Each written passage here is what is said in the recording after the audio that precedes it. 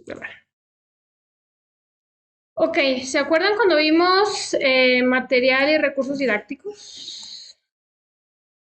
¿Sí? ¿Y qué recuerdan que era el material didáctico? El material didáctico es con lo que podemos trabajar Ajá, durante la clase y los recursos es como la forma en la que podemos trabajar, ¿no? O sea, ajá, bueno, más o menos así como que yo lo entendí. sí. El día de hoy nos vamos a adentrar un poco en el material didáctico para que ustedes sepan el tipo de material que pueden utilizar de acuerdo a las clases que van pues, impartir en un futuro si es que deciden ejercer su carrera. Y también les voy a dejar un link, ya que terminemos la sesión, en el que vienen también varias herramientas que ustedes pueden utilizar con Google para exámenes, para participaciones, etcétera, para que los tengan ustedes a la mano y puedan hacer uso de las mismas. ¿Ok? Cari, ¿me apoyas con la lectura de la primera diapositiva, por favor? Sí, maestra. Gracias. El material didáctico es aquel que reúne medios y recursos que facilitan la enseñanza y el aprendizaje.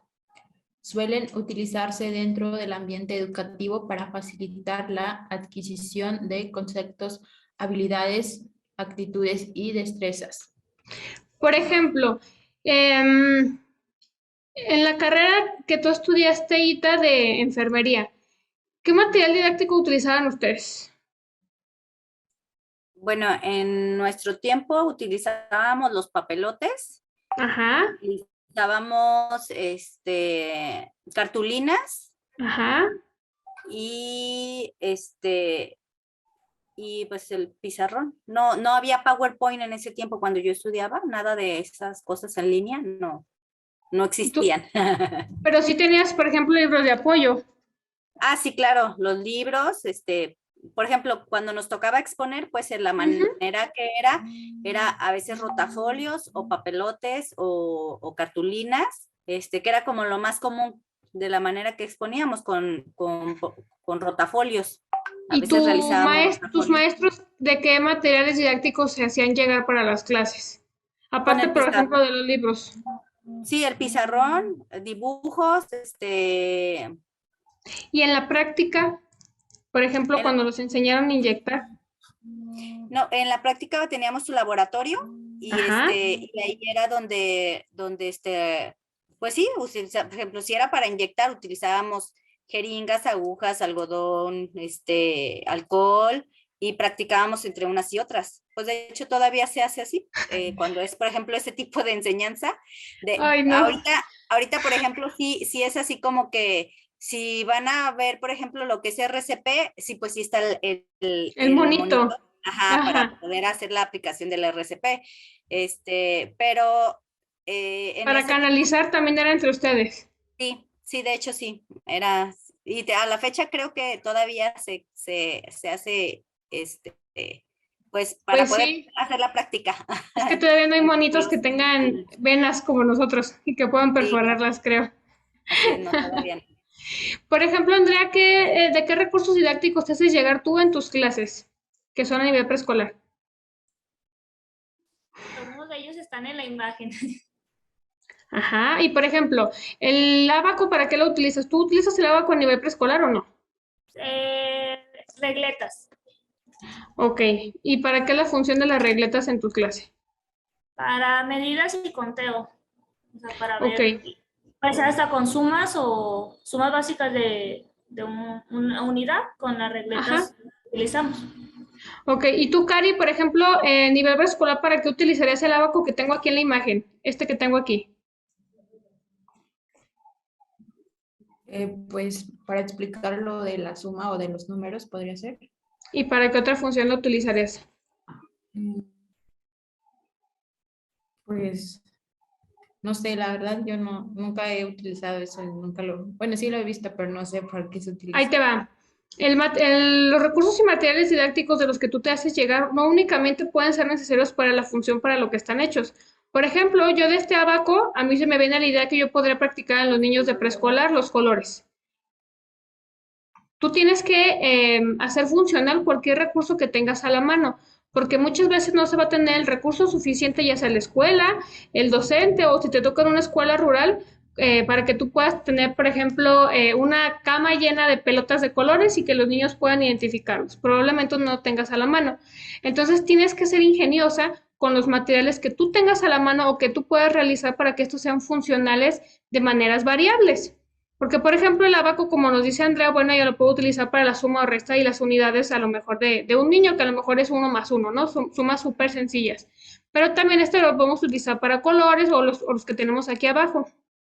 Hay que tener un poco más de ingenio para nosotros también poder transmitir el conocimiento al menor y no gastar a lo mejor tanto si es que no se tiene el recurso suficiente, porque muchas veces cuando nos adentramos a escuelas a lo mejor que son de gobierno no se cuenta con el recurso o muchas veces el docente tiene que poner de su bolsa pues para generar ese tipo de material didáctico, los papelotes, las impresiones.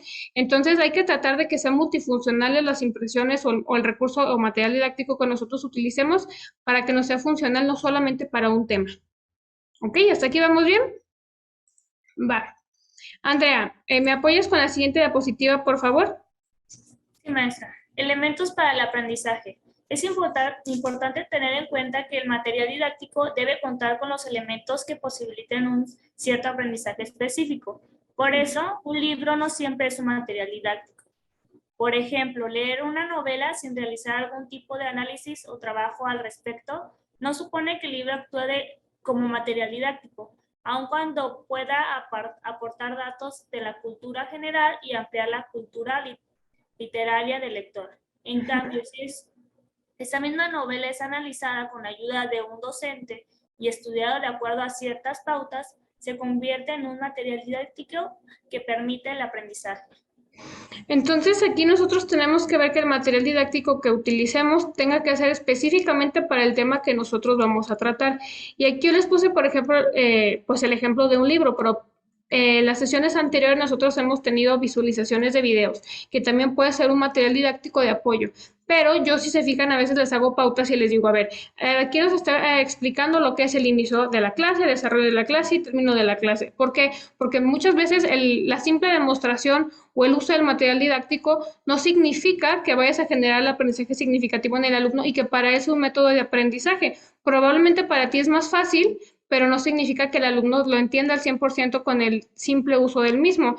Entonces tú tienes que tomarte las pautas necesarias para que el material didáctico le permita al alumno realizar ese aprendizaje. ¿Sí queda claro, chicas? Por ejemplo, las imágenes que veíamos acá atrás, me voy a regresar, por eso no la puse en grande. Aquí nosotros, por ejemplo, tenemos esta que viene, bueno, vamos a hacerla más grande, no pasa nada. Aquí, por ejemplo, se ven las letras, ¿no? Letras y números. Entonces, probablemente el tema que yo voy a impartir el día de hoy van a ser los números. Voy a empezar con niños de preescolar de primero, en el que yo estoy finalizando el curso y a lo mejor ya me toca ver los números. Y a lo mejor también estoy viendo las letras.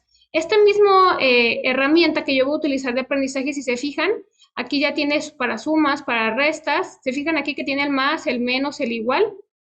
Aquí tiene su relojito en el cual también podemos utilizar los números que probablemente aquí abajo no vienen. Entonces yo puedo adecuar este instrumento al tema que yo tengo que aplicar. Si a lo mejor en mi tema yo voy a estar ya en la primaria, tú vas a decir, bueno, este recurso didáctico ya no me funciona porque ya son niños más grandes y ya realizan operaciones matemáticas con mayores unidades, ¿no? Pero probablemente el niño de primaria aún no sabe leer el reloj. Entonces, este mismo material didáctico me puede servir para la clase en específico que yo voy a dar, porque si yo se lo presento tal cual hacia el niño no va a saber ni para qué se va a poner a jugar con él, pero no va a generar un aprendizaje con este. Entonces, es por eso que el menor necesita de la orientación, y no nomás el menor, más bien el estudiante, a cualquier nivel de educación, necesita la guía del docente para saber cómo va a utilizar este material didáctico y para qué va a ser funcional y qué aprendizaje le va a dejar.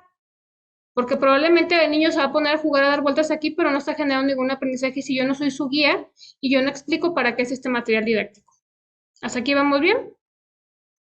Ok. Entonces nos vamos a la siguiente. Ita, ¿me apoyas con las características del material, por favor? Sí. Características de un material didáctico. Los especialistas afirman que para resultar didáctica, una clase debe ser comunicativa. Tiene que resultar de fácil comprensión para el público al cual se dirige. Hasta ahí. ¿Cómo vamos a generar una clase comunicativa en nuestro entorno? Por ejemplo, a nivel preescolar o primaria. cómo vamos a poder generar que el alumno tenga esa comprensión de lo que yo le estoy diciendo?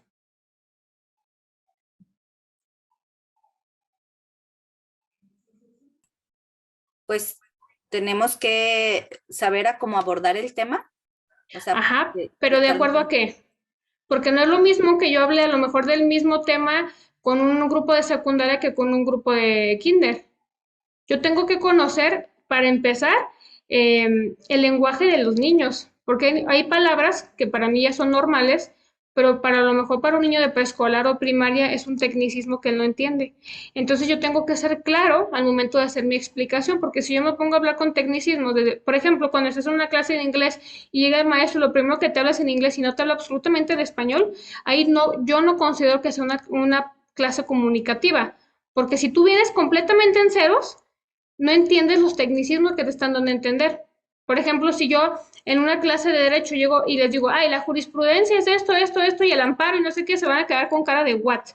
Yo tengo que adentrarme al entorno del alumno, ya sea el nivel educativo en el que yo esté, ya sea preescolar, primaria, secundaria, prepa o universidad o a lo mejor hasta maestría, para saber cuáles son los tecnicismos que ellos conocen y el tipo de lenguaje que se maneja. Porque a lo mejor con un niño de preescolar yo no voy a llegar a decirles, ay, vamos a revisar sumas de 50 dígitos. A lo mejor el alumno no sabe qué es un dígito porque es un niño de kinder. Entonces hay que adecuar nuestro lenguaje al nivel educativo al que nosotros vamos a estar dando nuestra clase. ¿Ok? ¿Hasta aquí vamos bien? Bien, continuamos con la estructura. ¿Me apoya, Cita, por favor? Sí, debe de tener una estructura, es decir, ser coherente en sus partes y en su desarrollo. Por ejemplo, hay materias en las que es pero muy indispensable que tenga un seguimiento coherente. Porque, por ejemplo, yo no le puedo enseñar a un alumno a multiplicar si el alumno todavía no sabe sumar. Entonces, hay pasos que yo tengo que, más bien materias que tienen que desarrollar unos pasos para poder llegar a ese aprendizaje. Entonces, yo tengo que generar esa estructura dentro de mi planeación para saber cómo voy a llegar a ese aprendizaje. Es por eso que es muy importante saber realizar las planeaciones de nuestras clases y poder decir, bueno, para mí es más importante abordar primero este tema y posteriormente puedo abordar dicho tema porque ya se tiene el conocimiento previo del mismo. Y el alumno no tienes que regresarte a explicar otros temas o adentrarte a abrir un super mega paréntesis, a lo mejor de 2 clases, para algo que no quedó entendido. ¿Hasta aquí vamos bien? Va. Cari, ¿me apoyas con la que sigue, por favor? Sí, debe ser pragmática para ofrecer los recursos suficientes que permitan al estudiante verificar y ejecutar los conocimientos adquiridos. ¿Cómo vamos a permitir que el estudiante verifique o ejercite esos conocimientos? En la materia que ustedes quieran. ¿Cómo lo podemos hacer? Con la práctica, ¿no? Entonces ya depende de nuestro conocimiento, de nuestro entorno, de nuestras capacidades, de lo que nos permita la escuela y los recursos que tengamos, el tipo de práctica que nosotros vamos a tener con el alumno. Por ejemplo, a lo mejor si mi materia es ciencias naturales y a lo mejor la escuela me lo permite hacer una visita guiada, yo puedo realizar y sustentar el conocimiento con una visita guiada que es la práctica, ¿no? Pero para lo mejor en una clase de historia no se me permite a lo mejor sacar al grupo a visita guiada o a lo mejor no cuento con el recurso o material didáctico suficiente dentro del aula para poder hacerlo. Recordemos que ahora ya las escuelas tienen pizarrones inteligentes, pero no siempre funcionan y no siempre mandan a tiempo para que estén funcionales. Entonces no tenemos que depender de eso para nuestras clases. Entonces tenemos que tener plan A y plan B para poder desarrollar la práctica de eso y que el alumno quede con el refuerzo del conocimiento. ¿Hasta aquí vamos bien? La que sigue, Cari, por favor. Sí, cabe destacar que no solo los libros pueden constituir un material didáctico. Las películas, los discos, los programas de computación y los juegos, por ejemplo, también pueden serlo. ¿A ustedes qué tipo de material didáctico les pusieron, no sé, a lo mejor de secundaria hacia arriba? Que ya no fueran a lo mejor juegos, que para ustedes fueran algo trascendental y que dijeron, sí, sí me funcionó para tal conocimiento. ¿Recuerdan alguno? Por ejemplo, Las cuando les... maquetas, Ajá. ¿Y qué otro? Por ejemplo, cuando les enseñaron computación, digo, porque yo me acuerdo que sí llevaba computación, no tal cual como aprendiste a usar PowerPoint, pero a lo mejor no era lo mismo que te dijeran la práctica que ya te pusieran un aula de computación y tú ya tuvieras la práctica dentro esa misma aula y te dijeran, ah, mira, para poder hacer una presentación de PowerPoint se puede copiar, pegar así, o que te pusieran a lo mejor videos de Discovery Channel, o no sé, de acuerdo a la materia, por ejemplo, infografía, que te pusieran videos de cómo se fue desarrollando la Tierra y bla, bla, bla, bla. Entonces, hasta aquí vamos bien, chicas. Muy bien. Vamos a pasar a la clasificación según la función de los recursos didácticos. ¿Me apoyas, Andrea, porfa? Sí. Es posible clasificar el material didáctico usando la función que cumple y aquí tenemos las siguientes opciones. Orientación. Durante la formación, los estudiantes necesitan mucho más que una serie de contenidos. Si estos se encuentran dispersos y sin una conexión aparente, el proceso se vuelve muy difícil. Por eso es necesario un material didáctico que apunte en la dirección más adecuada a cada paso. Dentro de la planeación que nosotros hicimos, seleccionamos objetivos generales y objetivos específicos. Se supone que dentro del objetivo general probablemente son los aprendizajes que el alumno tiene que generar dentro de ese semestre, cuatrimestre o año escolar. Y el aprendizaje específico es el que se va a generar a lo mejor semanalmente, bimestralmente, de acuerdo a como ustedes hayan hecho la planeación. Es por eso que la orientación tiene que tener, va de la mano con la planeación que nosotros vamos a hacer para saber qué tipo de materiales didácticos podemos allegarnos y cuáles van a ser las partes en las que nosotros podemos dividir esa clase, porque hay temas que son muy largos y que tienen que tener una coherencia. Pero para que exista esa coherencia, nosotros tenemos que decir, bueno, ¿qué material didáctico o estrategia voy a utilizar para que en la siguiente clase el mismo tema lo pueda yo reforzar y seguir, o sea, continuar con ese mismo tema hasta llegar a la finalidad que va a ser mi objetivo específico? Entonces, en la orientación, yo digo, dentro de mi planeación ya especifica que a lo mejor el tema que yo quiero que quede claro va a ser el aprendizaje significativo. Entonces, en las partes que yo voy a dividir el aprendizaje significativo, voy a hacer la orientación del tema para que tenga una coherencia y pueda llegar al resultado que yo deseo. Así que vamos bien. ¿Seguras? Ok. Cari, ¿me apoyas con la que sigue, por favor? Sí, simulación. Esto se da en ciertos campos más que en otros, pero es importante situar al estudiante en diferentes realidades para que entiendan los contenidos por medio de la abstracción y no los considere cosas distantes. Guía ¿Ustedes de la cómo lo harían en simulación? ¿Qué se les viene a la mente? ¿Cómo situaremos al alumno en diferentes realidades? Poner un ejemplo, pues, en este país así esto sucede. Ajá. En el otro país de fulano de tal se mueve así. Por ejemplo, si estamos hablando De la caída de nieve, por ejemplo. ¿Perdón? ¿De la qué? Hablamos de las caídas de nieve. Estamos hablando de los climas que se tienen y de la caída de nieve, por ejemplo, vamos a hablar en específico a lo mejor de Jalisco y nos vamos a adentrar después a Texas. Entonces, ¿tú cómo vas a explicar ahí? Por ejemplo, que en Jalisco no nada más hace frío y no alcanza como a nevar. Pero, por ejemplo, Ajá. en Texas, cuando es tiempo de frío, no nada más se siente el ambiente que frío, sino también cae la nieve, ya, pues a lo mejor hablando de lo que es las nubes y no sé. Ajá, y por ejemplo, nuestro material didáctico puede ser el globo que se que da vueltitas, o a lo El mejor lo globo podemos terráqueo. poner, ajá, o lo podemos poner también de manera digital dentro del pizarrón y medir las distancias y decirles, miren, por ejemplo, aquí estamos ubicados cerca no sé, de la mitad de la Tierra, ¿no? Y probablemente Texas se encuentra un poco más alto, entonces, de acuerdo a la altura de cada uno de estos estados, bla, bla, bla, bla, bla, entonces podemos hacer la explicación para adentrar al alumno y que él sepa las realidades y las diferencias de cada uno, pero ubicándolos, porque probablemente el alumno ni siquiera sabe dónde está Texas y el alumno no sabe por qué ya va a nevar y aquí no. Entonces es muy importante que nosotros podamos hacer esa comparación y que el alumno pueda visualizarlo para él poder tener esa simulación y decir, ah, bueno, por eso yo veo que las películas de Mi Pobre Angelito neva porque son en Estados Unidos y yo ya comprendí que eso se encuentra más arriba de la Tierra de lo que se encuentra en México, por ejemplo, dentro de nuestro globo terráqueo. ¿Hasta aquí vamos bien? Ok, guía de aprendizaje. Ita, ¿me apoyas con la lectura, por favor? Sí, maestra. Guía del aprendizaje. Se asemeja al primer punto, aunque se trata de una serie de herramientas que ayudan al alumno a adquirir los conocimientos, más que en una flecha que señale el camino. Ok.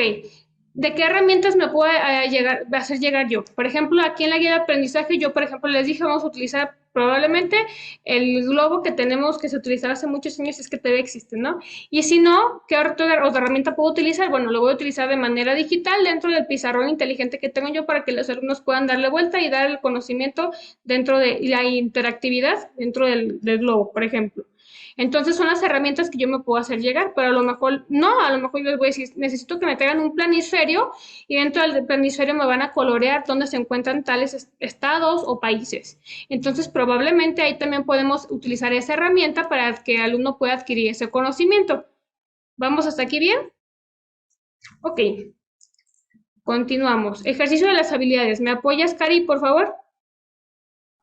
Sí, maestra. Ejercicio de las habilidades. Teniendo un sendero marcado, la abstracción para simular las situaciones teóricas y la guía para aprender los conceptos de la mejor manera posible.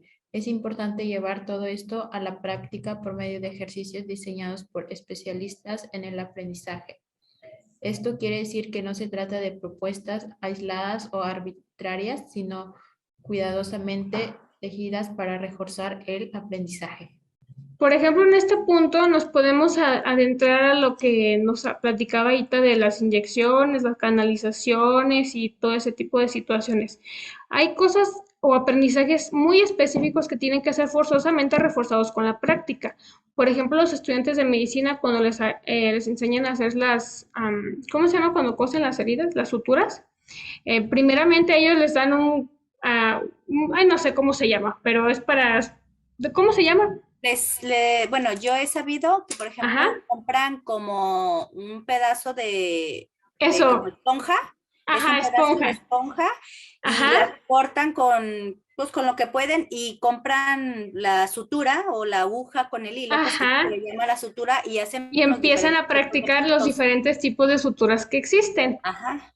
Ese es el primer aprendizaje que ellos van a tener. Primero ya tuvieron el aprendizaje teórico que les dicen, para tal tipo de lesión puede ser este tipo de sutura, probablemente para una lesión interna o para cerrar alguna cirugía tiene que ser este otro tipo de sutura.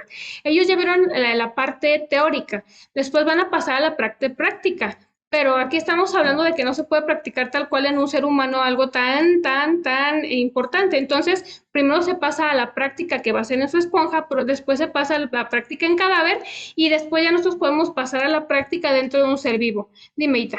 De hecho, también, o sea, primero practican, por ejemplo, con la esponja o les Ajá, piden que compren un pedazo de piel de cerdo, que es como lo más ajá. parecido al ¿Al del humano. humano? Ajá. Ajá, Con eso también practican. Claro que pues se echa a perder, ¿verdad? Pero obvio. hacen como su práctica, pues, para que más o menos tengan como la sensibilidad de lo que es la piel, pues, para poder hacer la sutura adecuada. Así es, entonces como ese tipo de aprendizajes y los demás que hemos estado practicando, sería como el ejercicio de las habilidades. Tenemos el conocimiento teórico, pero tenemos que reforzarlo con lo práctico.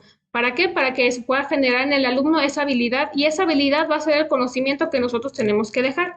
O sea, que el alumno sepa hacer cierto tipo de suturas, o que el alumno sepa llevar a cabo una canalización, o que el alumno sepa reconocer los cambios de estaciones del año. Por ejemplo, algo tan sencillo probablemente también puede ser así. Entonces, ¿hasta aquí vamos bien? Ay, Andrea, ¿qué comes que no me invitas? Ay, pues, maestra, obleas. Ah, bueno, tú muy bien, muy fitness. ¿Ya puedo cambiar de diapositiva, chicas? ¿Les quedó claro entonces cuál es el ejercicio de las habilidades? Bien. Pasamos a la que sigue. ¿Me apoyas, Cari, porfa, con la lectura? La motivación. Sí, motivación. No importa la calidad del material didáctico ni la experiencia de los docentes, si no consiguen despertar en el estudiante un interés genuino que lo impulse a empaparse de la materia y llegar a explorar todos sus rincones y a través de un proceso que también le permita aprender acerca de sí mismo. La motivación que nosotros tenemos que tener con el alumno para que el alumno se adentre al tema que nosotros queremos abordar. Hay temas que probablemente puedan ser muy aburridos o materias en general y que nosotros tenemos que buscar la habilidad para nosotros poder captar la atención y la motivación del alumno. Muchas veces esas habilidades, de lo que nos podemos hacer llegar nosotros, puede ser de recursos didácticos que le llamen al alumno la atención o de motivaciones extrínsecas. de decirle, bueno, el alumno que me cumpla con todas las tareas o que participe en clase, no sé, va a salir al recreo 10 minutos antes. Tenemos que saber qué tipo de motivación nosotros podemos generar dentro de nuestra aula para que el alumno tenga la iniciativa de poner atención y estar motivado para poder generar ese aprendizaje y no cerrarse, porque los alumnos, en cuanto escuchen, por ejemplo, la palabra matemáticas o inglés, se cierran. Y tú tienes que llegar con una actitud en la que el alumno diga, bueno, voy a dejar la duda a ver si me convence la maestra. Entonces es cuando entra tu habilidad como docente y decir, bueno, voy a hacer una motivación intrínseca, extrínseca, que es la que yo genero en el alumno para que él pueda lograr el objetivo que yo quiero. Si el objetivo que yo quiero es que el alumno reciba el tema, participe en clase y no se aburra, entonces, ¿qué motivación extrínseca puedo utilizar? Pues a lo mejor lo que utilizan las maestras en kinder, que la estrellita si participas en clase, ¿no? Porque es muy difícil, por ejemplo, en preescolar captar la atención de tantos niños como si quieren poner a jugar. A lo mejor ya a nivel primaria, ¿qué tipo de motivación extrínseca puedes tener? Bueno, motivar a los estudiantes al recreo, regalarles un chocolate, no sé, ponerse en el cuadro de honor, es otro tipo de motivación extrínseca para que el alumno tenga esa motivación y ese interés en esa materia o en ese tema que nosotros vamos a dar. ¿Hasta aquí vamos bien? Muy bien. Andrea, ¿me apoyas con la evaluación, por favor? Sí, evaluación. En esta parte del material didáctico es lo menos atractiva para el alumno, ya que sus resultados suelen influir directamente en su estatus dentro del centro educativo. Y si es negativo puede manchar su historial. Por esta razón es que los docentes deben esforzarse en convertir la evaluación en una herramienta que lo ayude a crecer en lugar de un peligro. ¿Ustedes cómo harían para que la evaluación sea algo que al alumno no lo ponga nervioso, no lo ponga histérico, no lo ponga a temblar? ¿Qué estrategia utilizarían ustedes? Yo, por ejemplo, la estrategia que utilizo con mis alumnos y con ustedes también es decirles desde un principio cuál va a ser la manera de evaluación. Entonces, si ustedes saben que mi evaluación va a ser de acuerdo a las tareas entregadas en tiempo y que a lo mejor no les voy a hacer examen, que esa es la motivación que yo les doy a ustedes, bueno, ustedes ya saben que al momento de entregar sus tareas y que se acabe el semestre o el cuatrimestre y no les he mandado su calificación, ustedes ya no lo ven como algo en peligro. ¿Por qué? Porque ustedes ya saben que entregaron todo en tiempo y que probablemente su evaluación va a ser favorable. ¿Qué estrategia utilizarían ustedes? Por ejemplo, también maestra, la de que hay maestros que ponen así como en el examen 15% o 5%, que no vale mucho, pues, pero hay otros que sí es como la mitad y ahí es cuando dices, si saco 5, pues ya repruebo, ¿no? Es como que O que te dicen, el examen vale el 90%. Entonces también de ti depende hacer que la evaluación no lo vean como algo feo, como algo de peligro, como algo con miedo, porque esa es la palabra que realmente le tienen a la evaluación, le tienen miedo a la evaluación y probablemente tienen el conocimiento, pero es más poderosa su mente que en ese momento que ellos estudiaron, ya les toca la pregunta que a lo mejor estudiaron toda la noche y se les olvida por el estrés y los nervios de decir, ay, no, es que no sé cómo voy a ir en el examen, vale el 90% y si repruebo voy a reprobar la materia. Entonces hay que evitar, bueno, esa es mi sugerencia también personal, que el alumno lo vea como un símbolo estresante a la evaluación. ¿Sí? Y ay, si ya terminamos acá. Sí. Y la última, opinión. ¿Me apoyas, Andrea, por favor? Opinión. La enseñanza nunca deberá avanzar en un solo sentido. El maestro debe presentar los conocimientos usando sus recursos educativos, pero también darle al estudiante el espacio para que comparta sus propios puntos de vista, algo que beneficia a ambas partes. Sí, aquí es muy importante generar la participación en el alumno. Por eso yo les pregunto, a ver, ¿qué experiencias tienen ustedes? ¿Qué anécdotas a lo mejor como docentes o como alumnos han tenido para nosotros poder compartir esas experiencias y ver a lo mejor cuáles son las soluciones a esas situaciones? Entonces, a lo mejor tú en una experiencia me puedes compartir, no, es que el docente me ponía que el examen valía 90%, entonces al nosotros comentar esto y opinar de esto, bueno, podemos llegar a la conclusión de que a lo mejor no es lo más viable para los docentes, ¿no? El generar una opinión dentro del aula es muy, muy bueno. ¿Por qué? Porque el alumno se siente con la libertad de poder decir, bueno, si me equivoco no hay ningún problema. Y también eso genera en el alumno la seguridad de poder participar dentro del aula. Porque si nosotros señalamos la opinión o hacemos ver enfrente de los demás que su opinión está mal, el alumno deja de participar. Entonces, si nosotros nos involucramos en un ambiente de participación, el alumno va a poder decir, bueno, si mi opinión está mal o no es correcto, no va a haber ningún problema porque va a haber alguien que me corrija de una buena manera y no con una señalación de, no, lo que tú me dijiste está mal. Entonces, es muy importante que nosotros podamos integrar el conocimiento y también hacer una retroalimentación de todos los temas que hemos visto de acuerdo a la opinión, preguntas y respuestas dentro de un tema. Muy bien, chicas. Y vamos a pasar a los materiales didácticos que tenemos. Estos, por ejemplo, les puse solamente imágenes para que sea un poco más fácil para ustedes.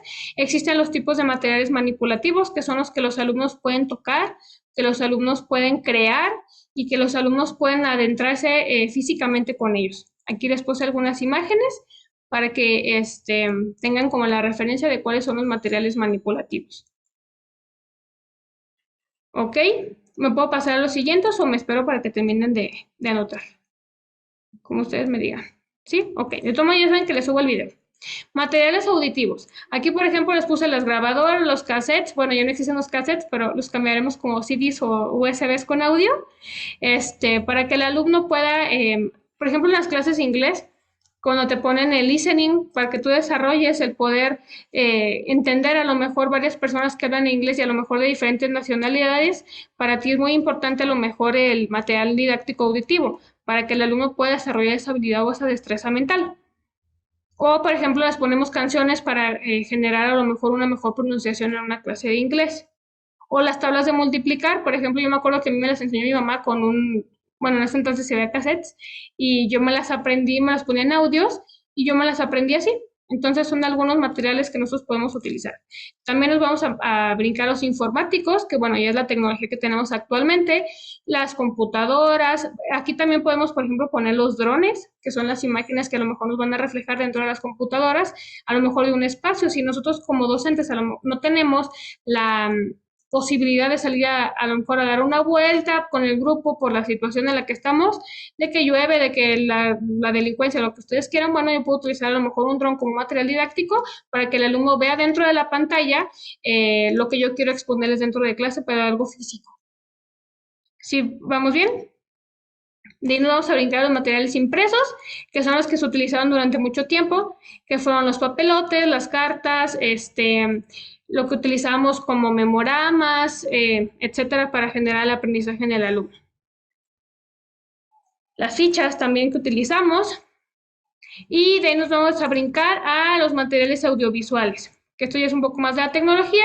Bueno, en su tiempo eran los acetatos, después se brincaron a los cañones, y de los cañones pues ya se brincaron a los pizarrones digitales, en la que nosotros podemos presentar pues los videos y todo lo que nosotros podamos apoyarnos como recurso didáctico para poder complementar nuestro tema o nuestra clase.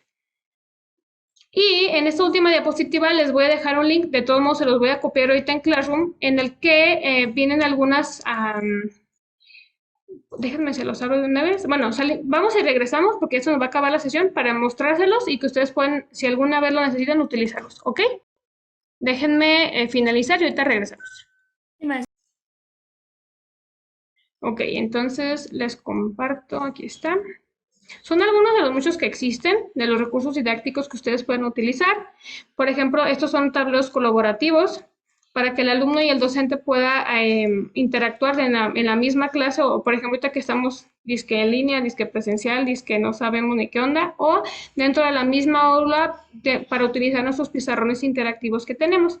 Entonces, por ejemplo, aquí hay uno que es Padlet. Aquí, por ejemplo, tenemos el otro de Google. Les digo, les voy a dejar el link para que ustedes puedan visualizarlos, ver cómo les podría servir en cada una de sus clases. Tenemos, por ejemplo, también para crear preguntas y encuestas. Aquí también te dice las limitaciones de lo que puedes utilizar y lo que no. Por ejemplo, aquí tenemos otros. Por ejemplo, vean, aquí por ejemplo dice, permite máximo 25 usuarios en la encuesta. Entonces tenemos que ver también de cuántas personas son nuestros grupos para ver si es que los podemos hacer o no. Y de los juegos que podemos hacer también en línea para los alumnos, si es que nos vuelven a mandar a nuestra casa.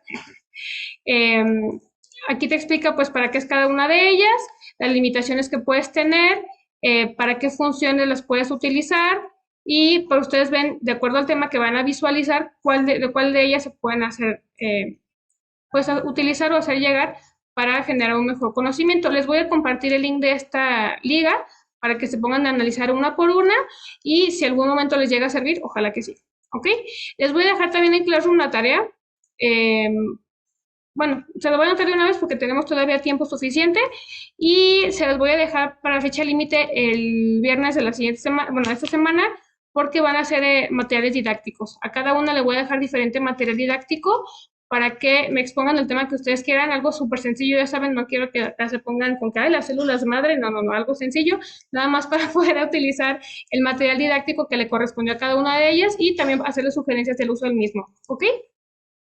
Entonces, les comparto el link de estos materiales que también pueden utilizar en línea y les subo la tarea de una vez, chicas. ¿Tienen alguna duda, alguna pregunta? ¿Ya están listas para acabar el último cuatrimestre? Ya. Ya No. me lo terminamos el cuatrimestre, pues, pero ya les falta cada vez menos, ¿ok? Entonces, les comparto esto en Classroom y de una vez les subo la tarea para que ustedes vayan viendo qué tema sencillo pueden utilizar el material que les voy a dejar. Y si, por ejemplo, les toca el flanelógrafo y dices, "What, eso ya no se utiliza", no se preocupen, solamente me ponen como una imagen de cómo se utilizaba y cuál era su función, ¿ok? Hay algunos materiales que me obligan a que yo les enseñe, pero que ya no se utilizan, como por ejemplo los acetatos, pero por lo menos para que tengamos el conocimiento general de cuál era su función y si es que algún día regresan, que lo dudo, sepamos utilizarlos. ¿Ok? Bueno, chicas, espero que pasen un buen fin de semana. Seguimos en contacto. Les subo la información en Classroom y cualquier duda, ya saben, mándenme WhatsApp. ¿Sale? Sí, Que maestra. tengan Muchas buen fin de gracias. semana. Hasta Bye. luego. Adiós. Bye.